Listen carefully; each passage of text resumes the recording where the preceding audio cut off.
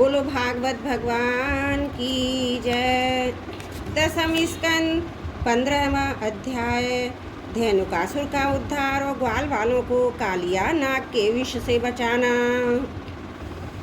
श्री सुखदेव जी कहते हैं, परीक्षित, अब बलराम और श्री कृष्ण ने पौगंड अवस्था में अर्थात छठे वर्ष में प्रवेश किया था। अब उन्हें गौएं चराने की स्वीकृति मिल गई थी। वे अपने सखा ग्वाल वालों के साथ गौएं चराते हुए वृंदावन में जाते और अपने चरणों से वृंदावन को अत्यंत पावन करते। यह वन गौओं के लिए हरी हरी घास से युक्त एवं रंग बिरंगे पुष्पों की खान हो रहा था। आगे आगे गौएं उनके पीछे पीछे बांसुरी बजाते हुए श्याम सुंदर तदंतर बलराम और फिर श्री कृष्ण के यश का गान करते हुए ग्वाल वाल इस प्रकार विहार करने के लिए उन्होंने उस वन में प्रवेश किया। उस वन में कहीं तो भौरे बड़ी मधुर गुंजार कर रहे थे, कहीं झुंड के झुंड हरिण चौकड़ी भर रहे थे और कहीं सुंदर सुंदर पक्षी चहक रहे थे। बड़े ही सुंदर सुंदर सरोवर थे जिनका जल महात्माओं के हृदय के समान स्वच्छ और निर्मल था। उनमें खिले हुए कमलों के सौरभ से सुवासित होकर शीतल मंद सुगंध वायु उस वन की सेवा कर रही थी। इतना मनोहर था वह वन के उसे देखकर भगवान ने मन ही मन उसमें विहार करने का संकल्प किया। पुरुषोत्तम भगवान ने देखा कि बड़े बड़े वृक्ष फलों फूलों के भार से झुककर अपनी डालियां नूतन कपोलों की लालिमा से उसके चरणों का स्पर्श कर रहे हैं। तब उन्होंने बड़े आनंद से कुछ मुस्कुराते हुए से बड़े भाई बलराम जी से कहा।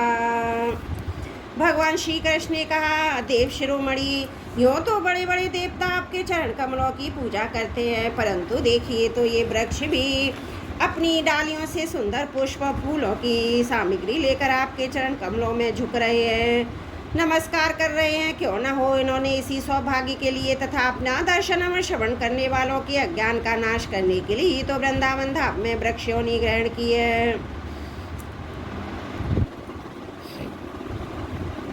इनका जीवन धन्य है। आदि पुरुष, यद्यपि आप इस वृंदावन में अपने ऐश्वर्य रूप को छिपाकर बालकों की सी लीला कर रहे हैं, फिर भी आपके श्रेष्ठ भक्त मुनिगण अपने इष्ट देव को पहचान कर यहाँ भी प्राय भौरे के रूप में आपके भुवन भावन यश का निरंतर गान करते हुए आपके भजन में लगे रहते हैं। वे एक क्षण के लिए भी आपको नहीं छोड़ना चाहते।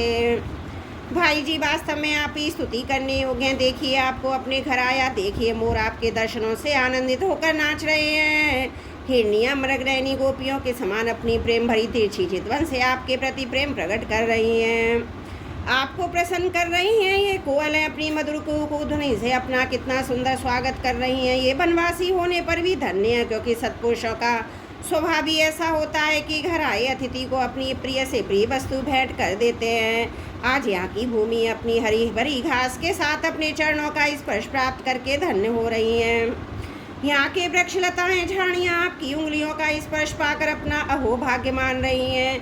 आपकी दया भरी चितवन से नदी पर्वत पशु पक्षी सब कृतार्थ हो रहे हैं और ब्रज की गोपियाँ आपके वक्षस्थल का स्पर्श प्राप्त करके, जिसके लिए स्वयं लक्ष्मी जी भी लालायित रहती हैं, धन्य धन्य हो रही हैं। श्री सुखदेव जी कहते हैं, परीक्षित, इस प्रकार परम सुंदर वृंदावन को देखकर भगवान श्री कृष्ण बहुत ही आनंदित हुए। वे अपने सखा ग्वाल वालों के साथ गोवर्धन की तराई में यमुना तट पर गौओं को चराते हुए अनेकों प्रकार की लीलाएं करने लगे। एक और ग्वाल वाल भगवान श्री कृष्ण के चरित्रों बुद्ध का अनुतान छेड़ देते थे, तो दूसरी ओर बलराम जी के साथ बनमाला पहने हुए श्री कृष्ण मत वाले भोरों की सुरीली गुनगुनाहट में अपना स्वर मिलाकर मधुर संगीत आलापने लगते हैं। कभी कभी श्री कृष्ण गूंजते हुए राजहंसों के साथ स्वयं भी गूंजने लगते हैं और कभी नाचते हुए मोरों के साथ स्वयं भी ठुमुक ठुमुक नाचने लगते हैं और ऐसा नाचते हैं कि मयूर को उपहासास्पद बना देते हैं। कभी मेघ के समान गंभीर वाणी से दूर किए हुए पशुओं को उनका नाम ले लेकर बड़े प्रेम से पुकारते हैं। उनके कंठ की मधुर ध्वनि सुनकर गाँव और ग्वाल वालों का चित्त भी अपने वश में नहीं रहता। कभी चकोर, क्रांच, करांकुल, चकवा, भ्रदुल और मोर आदि पक्षियों की सी बोली बोलते, तो कभी बाघ सिंह आदि की गर्जना से डरे हुए जीवों के समान स्वयं भी भयभीत की सी लीला करते।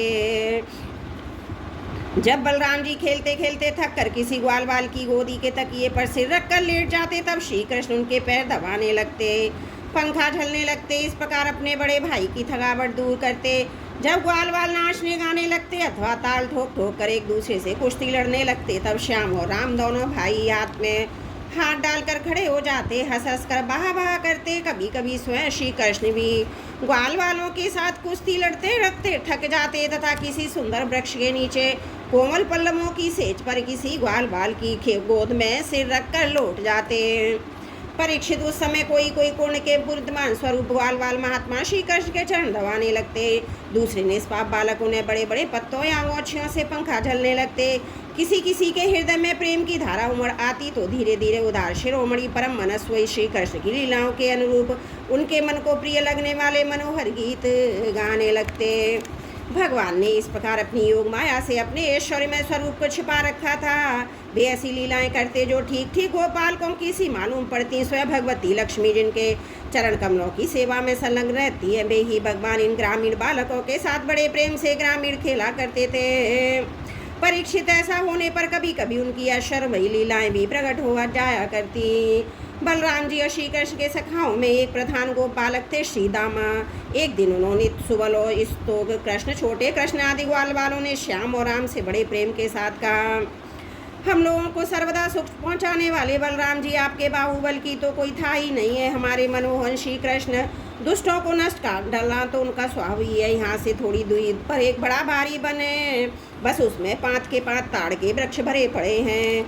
वहाँ बहुत से ताड़ के वृक्ष पक पक कर गिरते रहते हैं, बहुत से पहले के गिरे हुए भी हैं, परंतु वहाँ धेनुक नाम का एक दुष्ट दैत्य रहता है, उसने उन फलों पर रोक लगा दी है। बलराम जी और भैया श्री कृष्ण, वह दैत्य गधे के रूप में रहता है। वह स्वयं तो बड़ा बलवान है ही, उसके साथ और भी बहुत से उसी के समान बलवान दैत्य उसी रूप में रहते हैं। मेरे शत्रु हाथी भैया, उस दैत्य ने अब तक ना जाने कितने मनुष्य खा डाले। यही कारण है उसके डर के मारे मनुष्य उसका सेवन नहीं करते, पशु पक्षी भी उस जंगल में नहीं जाते।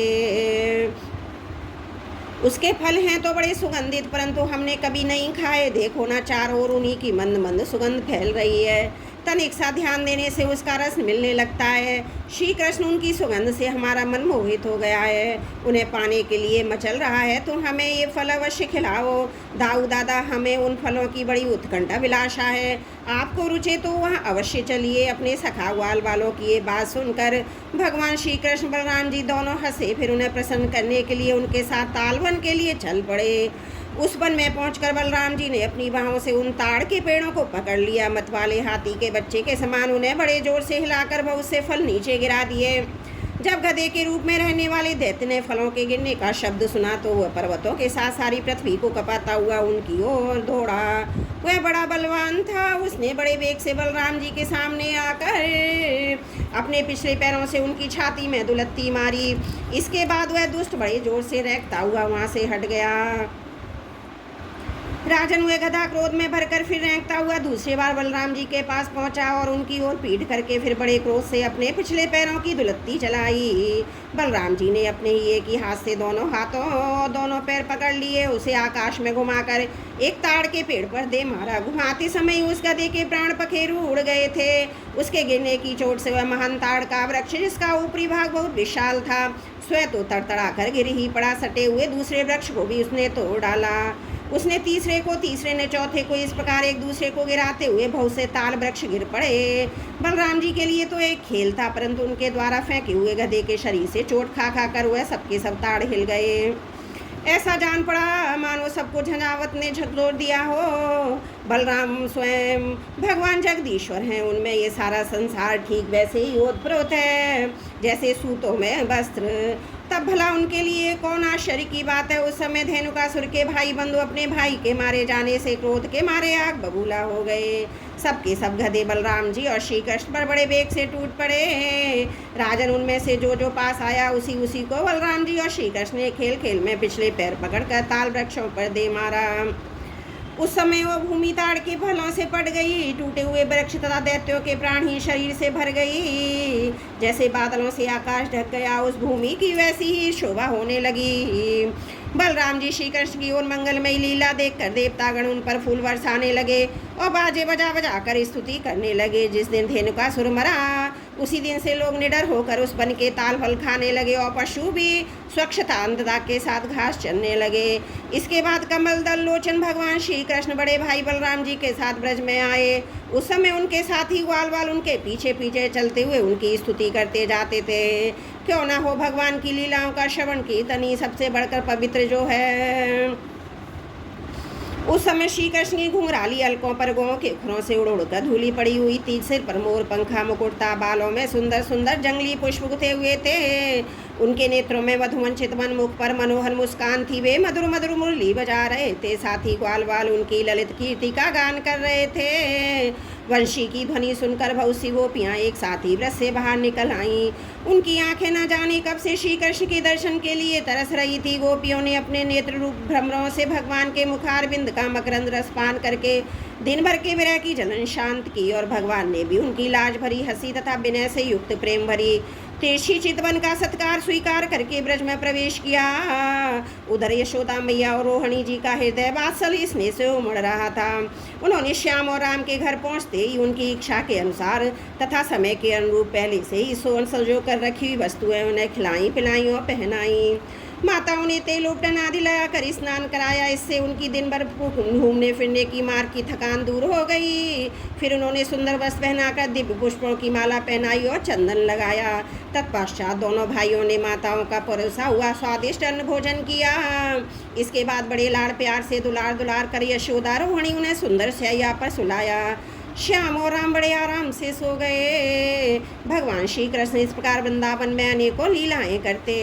एक दिन अपने सखा ग्वाल वालों के साथ भी यमुना तट पर गए। राजन, उस दिन बलराम जी उनके साथ नहीं थे। उस समय जेठ आषाढ़ के घाम से गौएं और ग्वाल बाल अत्यंत पीड़ित हो रहे थे।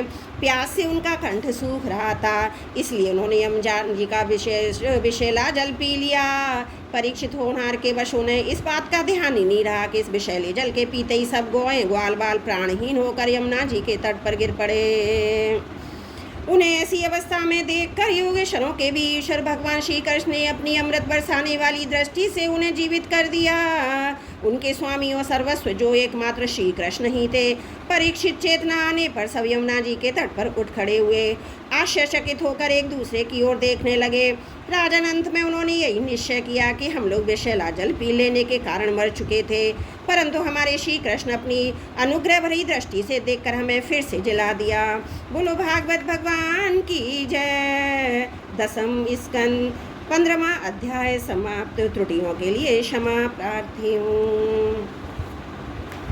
बोलो भागवत भगवान की जय। 10वां स्कंद 16वां अध्याय कालिया पर कृपा। श्री सुखदेव जी कहते हैं, परीक्षित, भगवान श्री कृष्ण ने देखा कि माँ विषधर कालिया नाग ने यमुना जी का जल विषैला कर दिया है। तब यमुना जी को शुद्ध करने के विचार से उन्होंने वहाँ से उस सर्प को निकाल दिया। राजा परीक्षित ने पूछा, ब्रह्मन, भगवान श्री कृष्ण ने यमुना जी के अगाध जल में किस प्रकार उस सर्प का दमन किया? फिर कालिया नाग तो जलचर जीव नहीं था, ऐसी दशा में वह अनेक युगों तक जल में क्यों और कैसे रहा, सो बतलाइए। ब्रह्म स्वरूप महात्मन भगवान अनंत हैं। वे अपनी लीला प्रकट करके स्वच्छंद विहार करते हैं। गोपाल रूप से उन्होंने जो उदार लीला की है वह तो अमृत स्वरूप है, भला उसके सेवन से कौन तृप्त हो सकता है?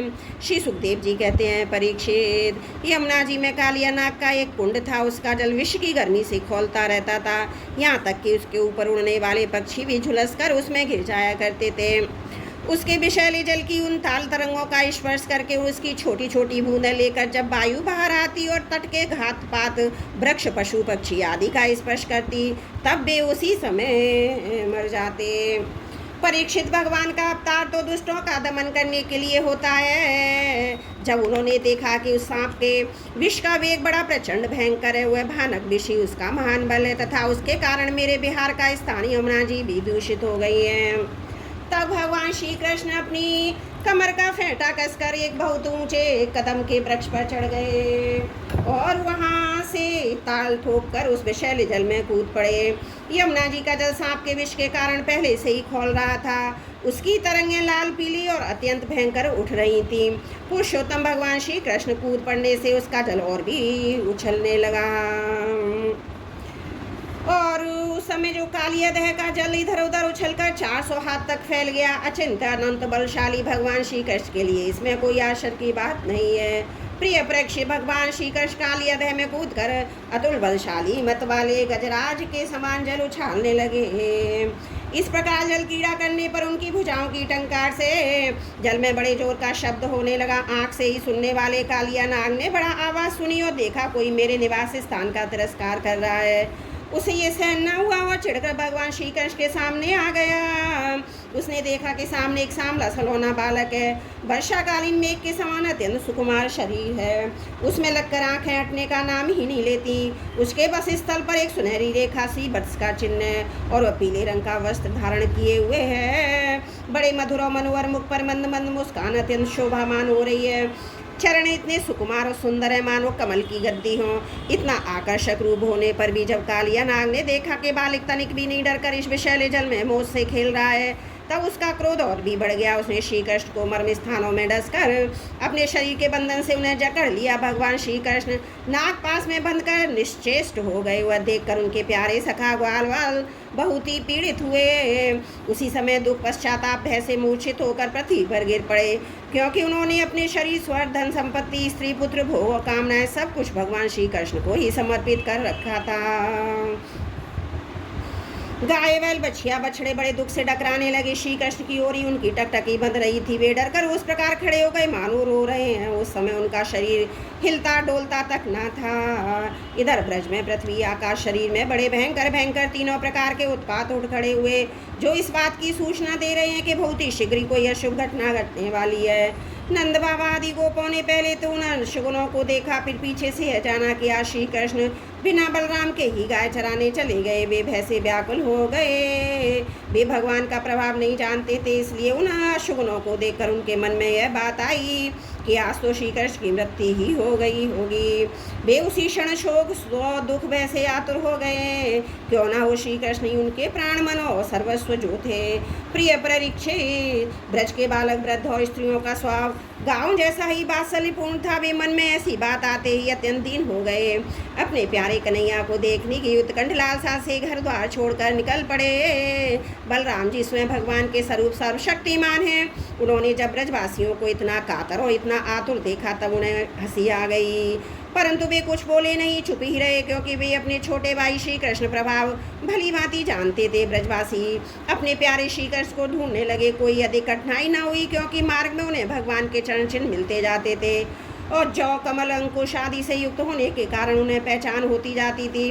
इस प्रकार भी यमुना तट की ओर जाने लगे। परीक्षित मार्ग में गो दूसरों के चरण चिन्ह के बीचों बीच भगवान के चरण चिन्ह भी दिख जाते। उनमें कमल जौ अंकुश वज्र ध्वजा के चिन्ह बहुत ही स्पष्ट थे। उन्हें देखते ही वे शीघ्रता से चले। उन्होंने दूर से ही देखा कि कालिया देह में कालिया नाग के शरीर में बंधे हुए श्री कृष्ण चेष्टाहीन हो रहे हैं। कुंड के किनारे पर ग्वाल वाला छेद पड़े हुए हैं। गौएं बैल बछड़े आदि बड़े आर्थ स्वर से टकरा रहे हैं। यह सब देखकर भी सब गोप अत्यंत व्याकुल और अंत में मूर्छित हो गए। गोपियों का मन अनंत गुण निलय भगवान श्री कृष्ण के प्रेम में रंगा हुआ था। वे तो नित्य निरंतर भगवान के सौहार्द, उनकी मधुर मुस्कान, प्रेम भरी चितमंद था मीठी वाणी का ही स्मरण करती रहती थी। जब उन्होंने देखा कि हमारे प्रियतम श्याम सुंदर को काले सांप ने जकड़ लिया है, तब तो उनके हृदय में बड़ा ही दुख और बड़ी ही जलन हुई। अपने प्राण वल्लभ जीवन सर्वस्व के दिन उन्हें तीनों लोग सुने दिखने लगे। माता यशोदा तो अपने लाडले लाल के पीछे कालिया दह में कूदने ही जा रही थी, परंतु गोपियों ने उन्हें पकड़ लिया। उनके हृदय में भी वैसी पीड़ा थी। उनकी आंखों से भी आंसुओं की झड़ी लगी हुई थी। सबकी आंखें श्री कृष्ण के मुख पर ही लगी थी।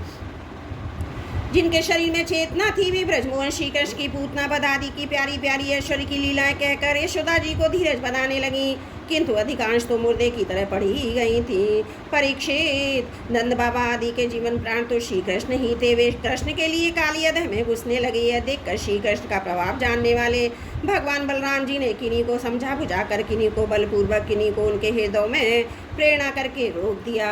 परीक्षित, यह सांप के शरीर से बंध जाना तो श्री कृष्ण की मनुष्यों जैसी एक लीला थी। जब उन्होंने देखा कि ब्रज के सभी लोग स्त्रियों बच्चों के साथ मेरे लिए इस प्रकार अत्यंत दुखी हो रहे हैं और सचमुच मेरे सिवा उनका कोई दूसरा सहारा भी नहीं है, तब भी एक मुहूर्त तक सर्प के बंधन में रहकर बाहर निकल आए। भगवान श्री कृष्ण ने उस समय अपना शरीर फुलाकर खूब मोटा कर लिया। इससे सांप का शरीर टूटने लगा। वह अपना नाग पाश छोड़कर अलग खड़ा हो गया। क्रोध से आग बबूला हो जाने पर अपने फण ऊंचा करके फुफकारे मारने लगा। घात मिलते ही श्री कृष्ण पर चोट करने के लिए वह उनकी ओर टकटकी लगाकर देखने लगा। उस समय उनके नथनों से विष की फुहारें निकल रही थीं। उसकी आंखें स्थिर थीं और इतनी लाल लाल हो रही थीं मानो भट्टी पर तपाया हुआ खपड़ा हो। उसके मुंह से आग की लपटें निकल रही थीं। उस समय कालिया नाग अपनी दोहरी जीभ लपलपाकर अपने होठों के दोनों किनारों को चाट रहा था। अपनी कराल आंखों से विष की ज्वाला उगलता जा रहा था। अपने वाहन गरुड़ के समान भगवान श्री कृष्ण उसके साथ खेलते हुए पैंतरा बदलने लगे और सांप भी उन पर चोट करने का दाव देखता हुआ पैंतरा बदलने लगा। इस प्रकार पैंतरा बदलते बदलते उसका बल क्षीण हो गया। जब भगवान श्री कृष्ण ने उनके बड़े बड़े सिरों को तनिक दबा दिया, उछल कर उन पर सवार हो गए। कालिया नाग के मस्तकों पर बहुत सी लाल लाल मड़ियाँ थीं। उनके स्पर्श से भगवान के सुकुमार तलुओं की लालिमा और भी बढ़ गई। नृत्य गान आदि समस्त कलाओं के आदि प्रवर्तक भगवान श्री कृष्ण उसके सिरों पर कलापूर्ण नृत्य करने लगे। भगवान के प्यारे भक्त गंधर्व सिद्ध देवता चारण देवांगनाओं ने जब देखा कि भगवान नृत्य करना चाहते हैं, तब वे बड़े प्रेम से मृदंग ढोल नगारे आजे बाजे बजाते हुए सुंदर सुंदर गीत गाते हुए पुष्पों की वर्षा करते हुए अपने को न्यौछावर करते हुए भेंट ले लेकर उसी समय भगवान के पास आ पहुँचे। परीक्षित, कालिया नाग के 101 सिर थे। वह अपने जिस सिर को नहीं झुकाता था उसी को प्रचंड दंडधारी भगवान अपने पैरों की चोट से कुचल डालते। इससे कालिया नाग की जीवन शक्ति क्षीण हो चली। वह मुंह नथनों से खून उगलने लगा। अंत में चक्कर काटते काटते बेहोश हो गया। तनिक भी चेत होता तो अपनी आंखों से विष उगलने लगता और क्रोध के मारे जोर जोर से फुफकारे मारने लगता। इस प्रकार वह अपने सिरों में से जिस सिर को ऊपर उठाता उसी को नाचते हुए भगवान श्री कृष्ण अपने चरणों की ठोकर से झुकाकर रौंद डालते। उस समय पुराण पुरुषोत्तम भगवान श्री कृष्ण चरणों पर जो खून की बूंदें पड़ती थीं, उनसे ऐसा मालूम होता मानो रक्त पुष्पों से उनकी पूजा की जा रही हो। परीक्षित, भगवान के इस अद्भुत तांडव नृत्य से कालिया के फण रूप छत्ते छिन्न भिन्न हो गए। उसका एक एक अंग चूर चूर हो गया और मुंह से खून की उल्टी होने लगी। अब सारे जगत के आदि शिक्षक पुराण पुराश भगवान नारायण की स्मृति हुई। अब मन ही मन भगवान की शरण में गया। भगवान श्री कृष्ण के उदर में संपूर्ण विश्व है, इसलिए उनके भारी बोझ से कालिया नाग के शरीर की एक एक गांठ ढीली पड़ गई। उनकी एड़ियों की चोट से उसके छत्र के समान फण छिन्न भिन्न हो गए। अपने पति की यह दशा देखकर सबकी पत्नियां और भगवान की शरण में आई वे अत्यंत आतुर हो रही थीं। भय के मारे उनके वस्त्राभूषण अस्त व्यस्त हो रहे थे। वे केश की चोटियां भी बिखर रही थीं। उस समय उन साध्वी नाग पत्नियों के चित्त में बड़ी घबराहट थी। अपने बालकों को आगे करके वे पृथ्वी पर लौट गईं। हाथ जोड़कर उन्होंने समस्त प्राणियों के एकमात्र स्वामी भगवान श्री कृष्ण को प्रणाम किया। भगवान श्री कृष्ण को शरणागत वत्सल जानकर अपने अपराधी पति को छुड़ाने की इच्छा से उन्होंने उनकी शरण ग्रहण की। नाग पत्नियों ने कहा, प्रभु आपका यह अवतार ही दुष्टों को दंड देने के लिए हुआ है, इसलिए इस अपराधी को दंड देना सर्वदा उचित है। आपकी दृष्टि में शत्रु और पुत्र का कोई भेदभाव नहीं है, इसलिए आप जो किसी को दंड देते हैं उसके पापों का प्रायश्चित कराने और उसका परम कल्याण करने के लिए ही है। आपने हम लोगों पर बड़ा ही अनुग्रह किया है। यह तो आपका कृपा प्रसाद ही है, क्योंकि आप जो दुष्टों को दंड देते हैं उससे उनके सारे पाप नष्ट हो जाते हैं। इस सर्प के अपराधी होने में तो कोई संदेह ही नहीं है। यदि ये अपराधी ना होता तो इस सर्प की योनि को नहीं मिलती, इसलिए हमें सच्चे हृदय से आपके इस क्रोध को भी आपका अनुग्रह ही समझते हैं। अवश्य पूर्व जन्म में हमने स्वयं मान रहित होकर और दूसरों का सम्मान करते हुए कोई बड़ी तपस्या की है, अथवा सब जीवों पर दया करते हुए इसने कोई बहुत बड़ा धर्म किया है, तभी तो आप इसके ऊपर संतुष्ट हुए हैं, क्योंकि सर्वजीव स्वरूप आपकी प्रसन्नता का यही उपाय है। भगवान हम नहीं समझ पाती कि इसकी किस साधना का फल है। जो ये आपके चरण कमलों की धूल का स्पर्श पान करने के अधिकारी हुआ है, आपके चरणों की रज इतनी दुर्लभ है कि इसके लिए आपकी अर्धांगिनी लक्ष्मी जी को भी बहुत दिनों तक समस्त भोगों का त्याग करके नियमों का पालन करते हुए तपस्या करनी पड़ी थी। प्रभु, जो आपके चरणों की धूल की शरण ले लेते हैं वे भक्तजन स्वर्ग का राज या पृथ्वी की बादशाही नहीं चाहते, ना वे रसातल का ही राज चाहते हैं, ना तो ब्रह्मा का पद ही लेना चाहते हैं। उन्हें अणिमादि योग सिद्धियों की भी इच्छा नहीं होती, यहाँ तक कि वे जन्म मृत्यु से छुड़ाने वाले केवल मोक्ष की भी इच्छा नहीं करते। स्वामी, ये नागराज तमोगुणी योनि में उत्पन्न हुआ है, अत्यंत क्रोधी है, फिर भी इसे आपकी परम पवित्र चरण प्राप्त हुई है, जो दूसरों के लिए सर्वदा दुर्लभ है, तथा जिसको प्राप्त करने की इच्छा मात्र से ही संसार चक्र में पड़े हुए जीव को संसार के वैभव संपत्तियों की तो भांति क्या मोक्ष की भी प्राप्ति हो जाती है। प्रभु, हम अपने को आपको प्रणाम करते हैं। आप अनंत और चिंत ऐश्वर्य के नित्य से दिए। आप सबके अंतकरणों में विराजमान होने पर भी अनंत हैं। आप समस्त प्राणियों पदार्थों के आश्रय, सब पदार्थों के रूप में भी विद्यमान हैं। आप प्रकृति से परे स्वयं परमात्मा हैं। आप सब प्रकार के ज्ञान अनुभवों के खजाने हैं। आपकी महिमा और शक्ति अनंत है। आपका स्वरूप आप प्रकृत दिव्य चिन्ह में है। प्राकृतिक गुणों और विकारों का आप कभी स्पर्श ही नहीं करते। आप ही ब्रह्म में हम आपको नमस्कार कर रही हैं। आप प्रकृति में शोम उत्पन्न करने वाले काले काल शक्ति के आश्रय और काल के क्षण कल्प आदि समस्त अवयवों के साक्षी हैं। आप विश्वरूप होते हुए भी उससे अलग रहकर उसके दृष्टाएं हैं। आप उसके बनाने वाले निमित्त कारण तो हैं ही, उसके रूप में बनने वाले उपादान कारण भी हैं। प्रभु पंचभूत, उनकी तन्मात्रा, इंद्रियां, प्राण, मन, बुद्धि, इन सबका खजाना चित्त, ये सब आप ही हैं। तीनों गुण उनके कार्यों में का होने वाले अभिमान के द्वारा आपने अपने साक्षात्कार को छिपा रखा है। आप देश काल और वस्तुओं की सीमा से बाहर अनंत हैं। सूक्ष्म से भी सूक्ष्म कार्य कारणों के समस्त विकारों में भी एक रस विकार रहित और सर्वज्ञ हैं। ईश्वर हैं कि नहीं, सर्वज्ञ हैं, अल्पज्ञ इत्यादि अनेक मतभेदों के अनुसार आप उन उन्मतवादियों को उन्हीं रूपों में दर्शन देते हैं। समस्त शब्दों के अर्थ के रूप में तो आप हैं ही, शब्दों के रूप में भी हैं। उन दोनों का संबंध जोड़ने वाला शक्ति भी आप ही हैं। हम आपको नमस्कार करती हैं। प्रत्यक्ष, अनुमान आदि जितने भी प्रमाण हैं उनको प्रमाणित करने वाले मूल आप ही हैं। समस्त शास्त्र आपसे ही निकले हैं। आपका ज्ञान स्वतः सिद्ध है। आप ही मन को लगाने की विधि के रूप में और सबको कहीं से हटा लेने की आज्ञा के रूप में प्रवृत्ति मार्ग और निवृत्ति मार्ग हैं। इन दोनों के मूल भेद भी स्वयं आप ही हैं। हम आपको बार बार नमस्कार करती हैं। आप शुद्ध सत्य में वसुदेव के पुत्र वासुदेव, संकर्षण एवं प्रद्युम्न और अनिरुद्ध भी हैं। इस प्रकार चतुर्व्यूह के रूप में आप भक्तों और यादवों के स्वामी हैं। श्री कृष्ण हम आपको नमस्कार करती हैं। आप अंतकरण और उसकी वृत्तियों के प्रकाशक हैं और उन्हीं के द्वारा अपने आप को ढक रखते हैं। उन अंतकरण और वृत्तियों के द्वारा ही आपके स्वरूप का कुछ संकेत भी मिलता है। आप उन गुणों, उनकी वृत्तियों के साक्षी और संप्रकाश हैं। हम आपको नमस्कार करती हैं। आप मूल प्रकृति में नित्य विहार करते हैं। समस्त स्थूल और सूक्ष्म जगत की सिद्धि आपसे ही होती है। ऋषि के साथ मननशील आत्मा में मौन ही आपका स्वभाव है। आपको हम नमस्कार करती हैं। आप स्थूल सूक्ष्म समस्त गतियों के जानने वाले तथा सबके साक्षी हैं। आप नाम रूपात्मक विश्व प्रपंच के निषेध की अवधि तथा उसके अधिष्ठान होने के कारण विश्वरूप भी हैं। आप विश्व के अध्यास और अपवाद के साक्षी हैं एवं अज्ञान के द्वारा उसकी सत्य भ्रांति एवं स्वरूप ज्ञान के द्वारा उसकी आत्यंतिक निवृत्ति के भी कारण हैं। आपको हम नमस्कार करती हैं। प्रभु, यद्यपि कर्तापन न होने के कारण आप कोई भी कर्म नहीं करते, निष्क्रिय हैं, तथापि अनादिकाल शक्ति को स्वीकार करके प्रकृति के गुणों के द्वारा आप इस विश्व की उत्पत्ति, स्थिति और प्रलय की लीला करते हैं। क्योंकि आपकी लीलाएं अमोघ हैं, आप सत्य संकल्प हैं, इसलिए जीवों के संस्कार रूप में छिपे हुए स्वभावों को अपनी दृष्टि से जागृत कर देते हैं। त्रिलोकी में 3 प्रकार की योनियां हैं: सद्गुण प्रधान शांत, रजोगुण प्रधान अशांत, तमोगुण प्रधान मूढ़। ये सब की सब आपकी लीला मूर्तियां हैं। फिर भी इस समय आपको सद्गुण प्रधान शांत जन ही विशेष प्रिय हैं, क्योंकि आपका ये अवतार और ये लीलाएं साधुजन की रक्षा तथा धर्म की रक्षा और विस्तार के लिए ही है। शांतात्मा स्वामी को एक बार अपनी प्रजा का अपराध सह लेना चाहिए। यह मूढ़ है, आपको पहचानता नहीं है, इसलिए इसे क्षमा कर दीजिए। भगवान कृपा कीजिए। यह सर्प मरने ही वाला है। साधु पुरुष सदा से ही हम अबलाओं पर सया करते आए हैं। अतः आप हमें हमारे प्राण स्वरूप पति देव को दे दीजिए। हम आपकी दासी हैं, हमें आप आज्ञा दीजिए आपकी क्या सेवा करें, क्योंकि जो श्रद्धा के साथ आपकी आज्ञाओं का पालन आपकी सेवा करता है वह सब प्रकार के भवों से छुटकारा पा जाता है। श्री सुखदेव जी कहते हैं, परीक्षित, भगवान के चरणों की ठोकरों से कालिया नाग के फण छिन्न भिन्न हो गए थे। वह बेसुध हो रहा था। जब नागपतियों ने इस प्रकार भगवान की स्तुति की तब उन्होंने दया करके उसे छोड़ दिया। धीरे धीरे कालिया नाग के इंद्रियों प्राणों में कुछ चेतना आ गई। वह बड़ी कठिनता से श्वास लेने लगा। थोड़ी देर के बाद बड़ी दीनता से हाथ जोड़कर भगवान श्री कृष्ण से इस प्रकार बोला।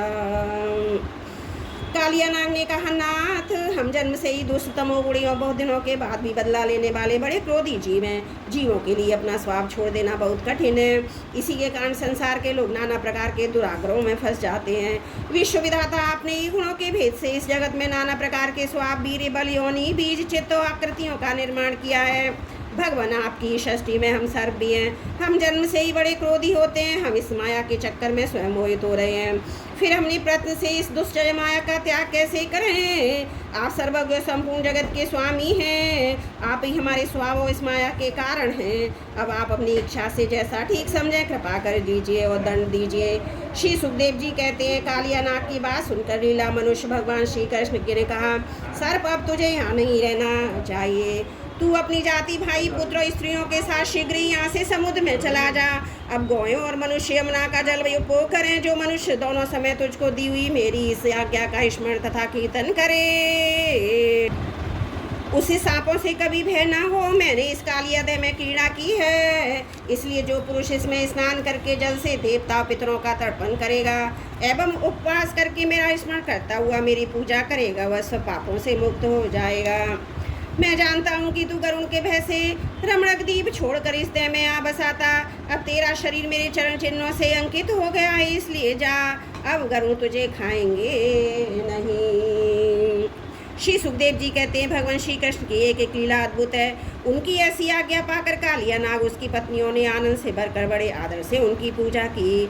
उन्होंने दिव्य वस्त्र, पुष्पमाला, मणि, बहुमूल्य आभूषण, दिव्य गंध, चंदन और अति उत्तम कमलों की माला से जगत के स्वामी गरुड़ध्वज भगवान श्री कृष्ण का पूजन करके उन्हें प्रसन्न किया। इसके बाद बड़े प्रेम आनंद से उनकी परिक्रमा की, वंदना की, उनसे अनुमति ली। तब अपनी पत्नियों, पुत्रों और बंधु बांधवों के साथ रमणीक द्वीप की, जो समुद्र में सर्पों के रहने का एक स्थान है, यात्रा की। लीला मनुष्य भगवान श्री कृष्ण की कृपा से यमुना जी का जल केवल विषहीन ही नहीं बल्कि उसी समय अमृत के समान मधुर हो गया।